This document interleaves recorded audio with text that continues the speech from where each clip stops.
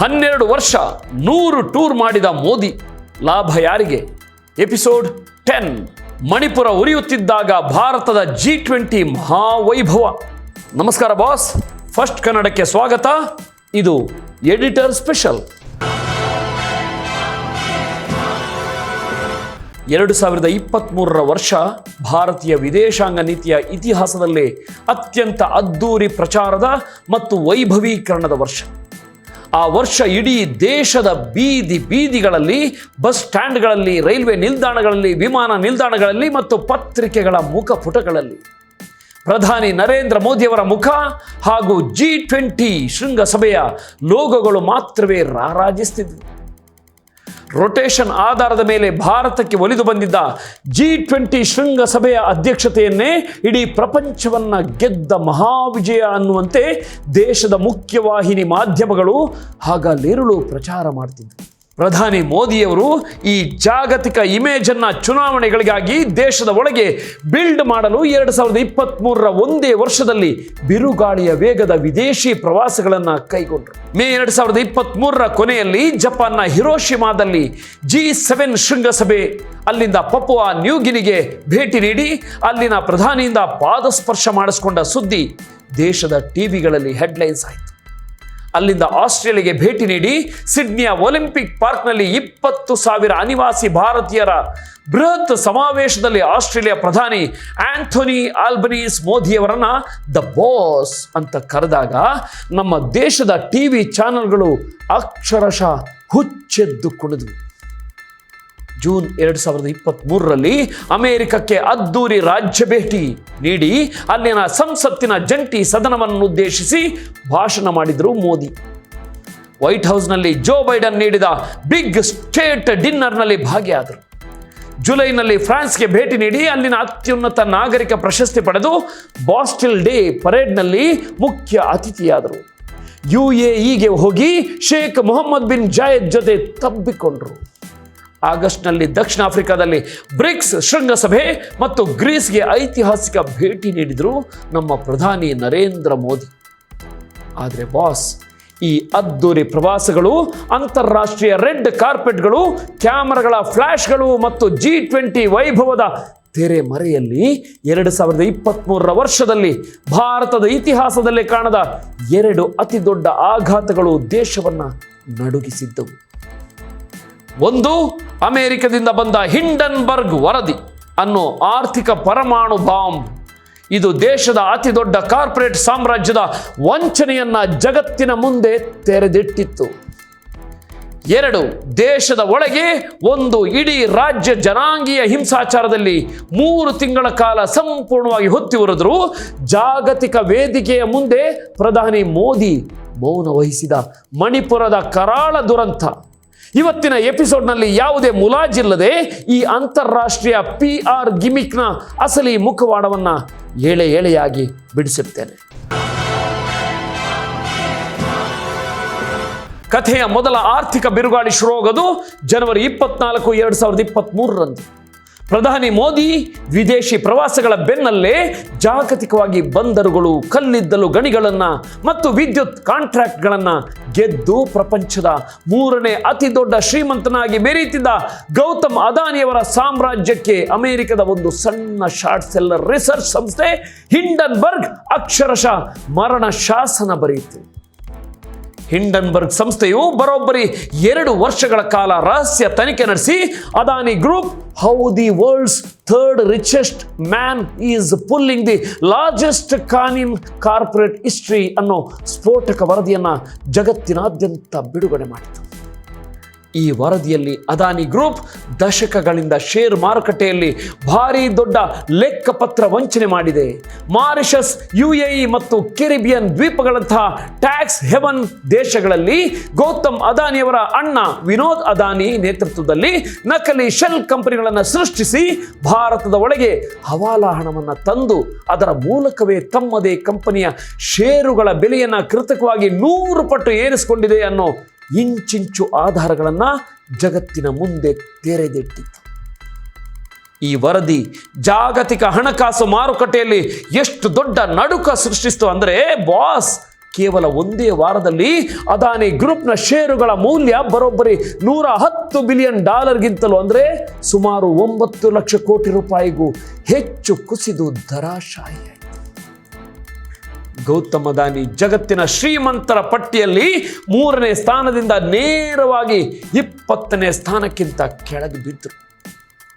ಇಲ್ಲಿ ಭಾರತದ ಜನಸಾಮಾನ್ಯರಿಗೆ ಅತಿ ದೊಡ್ಡ ಶಾಕ್ ಕಾದಿತ್ತು. ಯಾಕಂದ್ರೆ ಅದಾನಿ ಕಂಪನಿಗಳ ಷೇರುಗಳಲ್ಲಿ ಭಾರತದ ಸಾಮಾನ್ಯ ಜನರು ಕಷ್ಟಪಟ್ಟು ದುಡಿದು ಜೀವ ವಿಮೆಗಾಗಿ LICಯಲ್ಲಿ ಕಟ್ಟಿದ್ದ ಸಾರ್ವಜನಿಕ ಹಣ ಮತ್ತು ಸ್ಟೇಟ್ ಬ್ಯಾಂಕ್ ಆಫ್ ಇಂಡಿಯಾ ಇಟ್ಟಿದ್ದ ಸಾರ್ವಜನಿಕ ಠೇವಣಿ ಹಣವನ್ನ ಬ್ಯಾಂಕ್ ಅಧಿಕಾರಿಗಳ ಮೇಲೆ ಒತ್ತಡ ಹೇರಿ ಸಾವಿರಾರು ಕೋಟಿ ರೂಪಾಯಿಗಳಷ್ಟು ಹೂಡಿಕೆ ಮಾಡಿಸಲಾಗಿತ್ತು ಮತ್ತು ಸಾಲ ನೀಡಲಾಗಿತ್ತು.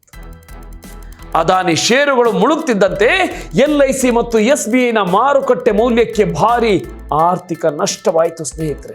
ವಿರೋಧ ಪಕ್ಷಗಳು ಸಂಸತ್ನಲ್ಲಿ ಹಿಂಡನ್ಬರ್ಗ್ ವರದಿಯ ಜಂಟಿ ಸಂಸದೀಯ ಸಮಿತಿ JPC ತನಿಖೆ ಆಗಬೇಕು ಅಂತ ಮುಗಿಬಿತ್ತು. ಆದರೆ ನಮ್ಮ ಕೇಂದ್ರ ಸರ್ಕಾರ ಮತ್ತು ಪ್ರಧಾನಿ ಮೋದಿ ಸಂಸತ್ನಲ್ಲಿ ಅದಾನಿ ಅನ್ನೋ ಹೆಸರನ್ನೇ ಎತ್ತದೆ ಸಂಪೂರ್ಣ ಮೌನ ವಹಿಸಿದರು. ದೇಶದ ಇತಿಹಾಸದಲ್ಲಿ ಅತಿ ದೊಡ್ಡ ಕಾರ್ಪೊರೇಟ್ ವಂಚನೆಯ ಆರೋಪ ಬಂದಾಗ ಜಾಗತಿಕವಾಗಿ ಭಾರತದ ಮಾರುಕಟ್ಟೆ ನಿಯಂತ್ರಣ ಸಂಸ್ಥೆಯಾದ ಸೆಬಿ ತನಿಖೆ ನಡೆಸುವ ಬದಲು ಆರೋಪ ಹೊತ್ತ ಉದ್ಯಮಿಗೆ ರಕ್ಷಣಾ ಕವಚವಾಗಿ ನಿಂತಿತು ಅನ್ನೋ ಟೀಕೆಗಳು ಅಂತಾರಾಷ್ಟ್ರೀಯ ಮಾಧ್ಯಮಗಳಲ್ಲಿ ಕೇಳಿಬಂತು. ಸ್ನೇಹಿತರೆ, ಈ ಕಾರ್ಪೊರೇಟ್ ಬಿಕ್ಕಟ್ಟಿನ ನಡುವೆಯೇ ಮೇ 3, 2023 ಭಾರತದ ಈಶಾನ್ಯ ಗಡಿ ರಾಜ್ಯವಾದ ಮಣಿಪುರದಲ್ಲಿ ಮೈತೇಯಿ ಮತ್ತು ಕುಕಿಜೋ ಸಮುದಾಯಗಳ ನಡುವೆ ಭೀಕರ ಜನಾಂಗೀಯ ಹಿಂಸಾಚಾರ ಭುಗಿಲೆತ್ತಿತು. ರಾಜ್ಯದಲ್ಲಿ ಕಾನೂನು ಮತ್ತು ಸುವ್ಯವಸ್ಥೆ ಸಂಪೂರ್ಣವಾಗಿ ಕುಸಿದು ಬಿತ್ತು. 100 ಹಳ್ಳಿಗಳನ್ನು, ಚರ್ಚ್ಗಳನ್ನು ಜೀವಂತವಾಗಿ ಸುಡಲಾಯಿತು. 200ಕ್ಕೂ ಹೆಚ್ಚು ಅಮಾಯಕರು ಹತ್ಯೆಯಾದರು. 60,000ಕ್ಕೂ ಹೆಚ್ಚು ಜನ ಸ್ವಂತ ರಾಜ್ಯದಲ್ಲೇ ನಿರಾಶ್ರಿತರಾಗಿ ಕತ್ತಲ ಕೋಣೆಗಳ ಶಿಬಿರ ಸೇರಿದರು. ಇಡೀ ರಾಜ್ಯದಲ್ಲಿ ಇಂಟರ್ನೆಟ್ ಬಂದ್ ಮಾಡಿ ಕರ್ಫ್ಯೂ ಹೇರಲಾಯಿತು. ಜುಲೈ ತಿಂಗಳಲ್ಲಿ 2 ಕುಕಿ ಸಮುದಾಯದ ಹೆಣ್ಣು ಮಕ್ಕಳನ್ನ ನಗ್ನವಾಗಿ ರಸ್ತೆಯಲ್ಲಿ ಮೆರವಣಿಗೆ ಮಾಡಿ ಕಾಮುಕರು ಅತ್ಯಾಚಾರ ನಡೆಸಿದ ಆ ಕ್ರೂರ ವಿಡಿಯೋ ಇಡೀ ಪ್ರಪಂಚವನ್ನೇ ತಲೆ ತಗ್ಗಿಸುವಂತೆ ಮಾಡಿತು. ಆದರೆ ಈ ಭೀಕರ ಅಮಾನವೀಯ ದುರಂತ ದೇಶದ ಒಳಗೆ ನಡೀತಿದ್ದಾಗ ನಮ್ಮ ಪ್ರಧಾನಿ ಎಲ್ಲಿದ್ರು ಗೊತ್ತಾ ಬಾಸ್? ಮೇ ತಿಂಗಳಲ್ಲಿ ಮಣಿಪುರ ಹೊತ್ತಿ ಉರಿಯುತ್ತಿದ್ದಾಗ ಪ್ರಧಾನಿ ಮೋದಿ ಜಪಾನ್, ಆಸ್ಟ್ರೇಲಿಯಾ ಪ್ರವಾಸದಲ್ಲಿದ್ದರು. ಜೂನ್ನಲ್ಲಿ ಅಮೆರಿಕದ ಸಂಸತ್ನಲ್ಲಿ ನಿಂತು ಪ್ರಜಾಪ್ರಭುತ್ವದ ಮೌಲ್ಯಗಳು ಮತ್ತು ಮಾನವ ಹಕ್ಕುಗಳ ಬಗ್ಗೆ ಜಗತ್ತಿಗೆ ದೀರ್ಘ ಭಾಷಣ ಬಿಗಿಯುತ್ತಿದ್ದರು. ಅಮೆರಿಕದ ಪತ್ರಕರ್ತರು ವೈಟ್ ಹೌಸ್ನಲ್ಲಿ ಪ್ರೆಸ್ ಮೀಟ್ ಮಾಡಿ, ನಿಮ್ಮ ದೇಶದಲ್ಲಿ ಪ್ರಜಾಪ್ರಭುತ್ವದ ಹಕ್ಕುಗಳ ಉಲ್ಲಂಘನೆ ಆಗ್ತಿದೆ, ಮಣಿಪುರ ಉರಿಯುತ್ತಿದೆ, ನೀವೇಕೆ ಮೌನವಾಗಿದ್ದೀರಾ ಅಂತ ಮುಖದ ಮೇಲೆಯೇ ಪ್ರಶ್ನೆ ಕೇಳಿದಾಗ ಪ್ರಧಾನಿ ಉತ್ತರಿಸಲಾಗದೆ ತಡಕಾಡಿದರು. ಜುಲೈನಲ್ಲಿ ಫ್ರಾನ್ಸ್ನಲ್ಲಿ ರೆಡ್ ಕಾರ್ಪೆಟ್ ಸ್ವಾಗತ ಪಡೆಯುತ್ತಿದ್ರು. ಸ್ವಂತ ದೇಶದ ಒಂದು ರಾಜ್ಯಕ್ಕೆ ಭೇಟಿ ನೀಡಲು ಅಲ್ಲಿನ ಸಂತ್ರಸ್ತರ ಕಣ್ಣೀರು ಒರೆಸಲು ಪ್ರಧಾನಿಗೆ ಸಮಯವಿರಲಿಲ್ಲ. ಮಣಿಪುರ ಬಿಕ್ಕಟ್ಟು ಶುರುವಾಗಿ ಬರೋಬ್ಬರಿ 80 ದಿನಗಳ ಕಾಲ ಅವರು ದೇಶದ ಒಳಗೂ ಒಂದು ಅಕ್ಷರವೂ ಮಾತನಾಡಲಿಲ್ಲ. ಕೊನೆಗೆ ಆ ಹೆಣ್ಣು ಮಕ್ಕಳ ವಿಡಿಯೋ ವೈರಲ್ ಆದಾಗ ಸಂಸತ್ತಿನ ಮುಂಭಾಗದಲ್ಲಿ ಕೇವಲ 36 ಸೆಕೆಂಡುಗಳ ಕಾಲ ಮಾತನಾಡಿ ಕೈ ತೊಳ್ಕೊಂಡ್ರು. ಸ್ವಂತ ದೇಶದ ಪ್ರಜೆಗಳು ದೇಶದ ಒಳಗೆ ನಿರಾಶ್ರಿತರಾಗಿ ಸಾಯ್ತಿದ್ದಾಗ ವಿದೇಶಗಳಲ್ಲಿ ಜಾಗತಿಕ ನಾಯಕನ ಇಮೇಜ್ ಪ್ರದರ್ಶಿಸೋದು ಎಂಥ ವಿದೇಶಾಂಗ ನೀತಿ ಬಾಸ್? ಇದೆಲ್ಲದರ ನಡುವೆ ಸೆಪ್ಟೆಂಬರ್ 2023 ದೆಹಲಿಯಲ್ಲಿ ಬರೋಬ್ಬರಿ 4,000 ಕೋಟಿ ರೂಪಾಯಿಗಳಿಗೂ ಹೆಚ್ಚು ಸರ್ಕಾರಿ ಹಣವನ್ನು ಖರ್ಚು ಮಾಡಿ G20 ಶೃಂಗಸಭೆಯನ್ನು ಅತ್ಯಂತ ರಾಜವೈಭವದಿಂದ ಆಯೋಜಿಸಲಾಯಿತು. ದೆಹಲಿಯ ಬೀದಿಗಳಲ್ಲಿದ್ದ ಬಡವರ ಕೊಳೆಗೇರಿಗಳನ್ನು ವಿದೇಶಿ ನಾಯಕರಿಗೆ ಕಾಣಿಸಬಾರದು ಅಂತ ಒಂದೇ ಒಂದು ಕಾರಣಕ್ಕೆ ದೊಡ್ಡ ದೊಡ್ಡ ಹಸಿರು ಪೋಸ್ಟರ್ಗಳನ್ನು ಮತ್ತು ಬ್ಯಾರಿಕೇಡ್ಗಳನ್ನು ಹಾಕಿ ಮುಚ್ಚಲಾಯಿತು. ಬುಲ್ಡೋಸರ್ಗಳನ್ನು ಬಳಸಿ 100 ಬಡವರ ಗುಡಿಸಲುಗಳನ್ನು ಧ್ವಂಸಗೊಳಿಸಲಾಯಿತು. ಸ್ನೇಹಿತರೆ, 100 ಬಡವರ ಬೀದಿ ಬದಿ ಅಂಗಡಿಗಳನ್ನು ತೆರವುಗೊಳಿಸಲಾಯಿತು. ಜೋ ಬೈಡನ್, ರಿಷಿ ಸುನಕ್ ಬಂದು ಪ್ರಗತಿ ಮೈದಾನದ ಭಾರತ್ ಮಂಟಪದಲ್ಲಿ ಚಿನ್ನದ ತಟ್ಟೆಗಳಲ್ಲಿ ಡಿನ್ನರ್ ತಿಂದರು. ಮಾಧ್ಯಮಗಳು ಭಾರತ ಈಗ ಜಗತ್ತನ್ನು ಮುನ್ನಡೆಸುವ ವಿಶ್ವಗುರು ಅಂತ ಘೋಷಿಸಿತು. ಆದರೆ ಈ G20 ಶೃಂಗಸಭೆಯ ನಿಜವಾದ ಆರ್ಥಿಕ ಲಾಭ ಸಾಮಾನ್ಯ ಜನರಿಗೆ ಸಿಕ್ತೆ? ದೇಶದ ಆರ್ಥಿಕತೆಯ ಗ್ರೌಂಡ್ ರಿಯಾಲಿಟಿ ಹೇಳ್ತಿತ್ತು, ಭಾರತದ ಗ್ರಾಮೀಣ ಭಾಗದಲ್ಲಿ ಜನರ ಖರೀದಿ ಸಾಮರ್ಥ್ಯ ತೀವ್ರವಾಗಿ ಕುಸಿದಿತ್ತು. ಅಗತ್ಯ ವಸ್ತುಗಳ ಬೆಲೆ ಏರಿಕೆ ಮಿತಿ ಮೀರಿತ್ತು. ಟೊಮೆಟೊ ಬೆಲೆ ಕೆಜಿಗೆ 200 ರೂಪಾಯಿ ಗಡಿ ದಾಟಿತ್ತು. ಈರುಳ್ಳಿ ಬೆಲೆ ಏರಿತ್ತು. ಸಾಮಾನ್ಯ ಜನರ ಅಡುಗೆ ಮನೆಯ ಬಜೆಟ್ ಧ್ವಂಸವಾಗಿತ್ತು. ಆದರೆ G20 ಶೃಂಗಸಭೆಯ ಕೊನೆಯಲ್ಲಿ ಪ್ರಕಟವಾದ ಇಂಡಿಯಾ ಮಿಡಲ್ ಈಸ್ಟ್ ಯುರೋಪ್ ಆರ್ಥಿಕ ಕಾರಿಡಾರ್ IMEC ಒಪ್ಪಂದದ ಬಂದರುಗಳ ಕಾಂಟ್ರಾಕ್ಟ್ ಲಿಂಕ್ಗಳು ಯಾರಿಗೆ ಪೂರಕವಾಗಿದ್ದವು ಅಂದರೆ ಮತ್ತೆ ಅದೇ ಅದಾನಿ ಸಮೂಹದ ಜಾಗತಿಕ ಪೋರ್ಟ್ ನೆಟ್ವರ್ಕ್ಗೆ. ಬಾಸ್, ಸ್ವಲ್ಪ ಯೋಚನೆ ಮಾಡಿ. ವಿದೇಶಾಂಗ ನೀತಿ ಮತ್ತು G20 ಅಧ್ಯಕ್ಷತೆ ಅನ್ನೋದು ದೇಶದ ಆಂತರಿಕ ಬಿಕ್ಕಟ್ಟುಗಳನ್ನು, ಭೀಕರ ಉದ್ಯೋಗ ನಷ್ಟವನ್ನು, ಮಣಿಪುರದ ಜನಾಂಗೀಯ ಹಿಂಸಾಚಾರವನ್ನು ಮತ್ತು ಹಿಂಡನ್ಬರ್ಗ್ ವರದಿಯಂತಹ ಬೃಹತ್ ಕಾರ್ಪೊರೇಟ್ ವಂಚನೆಗಳನ್ನು ಜನರ ಕಣ್ಣಿನಿಂದ ಮರೆಮಾಚಲು ಮಾಡಿದ ಒಂದು ಅದ್ದೂರಿ ಬಣ್ಣದ ಪರದೆಯಾಗಿತ್ತು.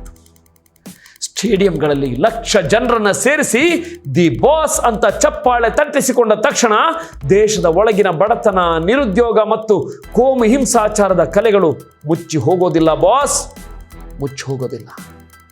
G20 ಶೃಂಗಸಭೆಯ ಲೇಸರ್ ಶೋಗಳು ಮುಗಿದುವು. ಜಾಗತಿಕ ನಾಯಕರು ಹೋದರು. ಆದರೆ ದೇಶದ ಯುವಜನರ ಮುಂದಿರುವ ನಿರುದ್ಯೋಗದ ಕತ್ತಲೆ ಮತ್ತು ಮಣಿಪುರದ ಕಣ್ಣೀರು ಇಂದಿಗೂ ಹಾಗೆ. ಇದೇನಾ ವಿಶ್ವಗುರು ಭಾರತದ ಅಸಲಿ ಚಿತ್ರಣ? ಶ್ರೀಮಂತರು ಹಿಂಡನ್ಬರ್ಗ್ ಹೊಡೆತದ ನಂತರವೂ ಸರ್ಕಾರದ ರಕ್ಷಣೆಯಲ್ಲಿ ಮತ್ತೆ ಷೇರು ಮಾರುಕಟ್ಟೆ ಜೂಜಿನಲ್ಲಿ ಗೆದ್ದರು. ಆದರೆ ನಮ್ಮ ದೇಶದ ಸಾಮಾನ್ಯ ಪ್ರಜೆ ಮಾತ್ರ GST ಮತ್ತು ಬೆಲೆ ಏರಿಕೆಯ ಸುಲಿಯಲ್ಲಿ ದಿನ ದಿನವೂ ಸಾಯ್ತಿದ್ದಾನೆ. 2023 ಮುಗಿದು 2024ರ ಮಹಾ ಚುನಾವಣೆಯ ವರ್ಷ ಬರ್ತದೆ. ಪ್ರಧಾನಿ ಮೋದಿ 3ನೇ ಬಾರಿಗೆ ಅಧಿಕಾರ ಹಿಡಿಯಲು ವಿದೇಶಿ ಇಮೇಜನ್ನು ಹೇಗೆ ಬಳಸ್ಕೊಳ್ತಾರೆ? ರಷ್ಯಾ ಉಕ್ರೇನ್ ಯುದ್ಧದ ನಡುವೆ ಮಾಸ್ಕೋಗೆ ಹೋಗಿ ಪುಟಿನ್ನನ್ನು ಅಪ್ಕೊಂಡಾಗ ಅದರ ತೆರೆಮರೆಯಲ್ಲಿ ರಿಲಯನ್ಸ್ ಮತ್ತು ಖಾಸಗಿ ತೈಲ ರಿಫೈನರಿಗಳಿಗೆ ಆದ $1 ಬಿಲಿಯನ್ ಲಾಭದ ರಹಸ್ಯವೇನು? ಮತ್ತು 2025-26ರ ಪ್ರಸ್ತುತ ಕಾಲಘಟ್ಟದಲ್ಲಿ ಭಾರತದ ನಿರುದ್ಯೋಗ ಮತ್ತು ರೂಪಾಯಿ ಅಪಮೌಲ್ಯದ ನಡುವೆ ಈ ವಿಶ್ವ ಸಂಚಾರದ ಅಸಲಿ ಕ್ಲೈಮ್ಯಾಕ್ಸ್ ಏನಾಗಲಿದೆ? ಎಲ್ಲವನ್ನ ಮುಂದಿನ ಎಪಿಸೋಡ್ಗಳಲ್ಲಿ ಇಂಚಿಂಚು ಡೇಟಾ ಸಮೇತ ನಿಮ್ಮ ಮುಂದೆ ಬಯಲಿಗೆಳೆಯುತ್ತೇನೆ. ಕಾಯ್ತಾ ಇರಿ, ನೋಡ್ತಾ ಇರಿ ಫಸ್ಟ್ ಕನ್ನಡ. ಆಗೋದೆಲ್ಲ ಒಳ್ಳೆಯದಕ್ಕೆ. ನಮಸ್ಕಾರ. ಜೈ ಹಿಂದ್, ಜೈ ಕರ್ನಾಟಕ.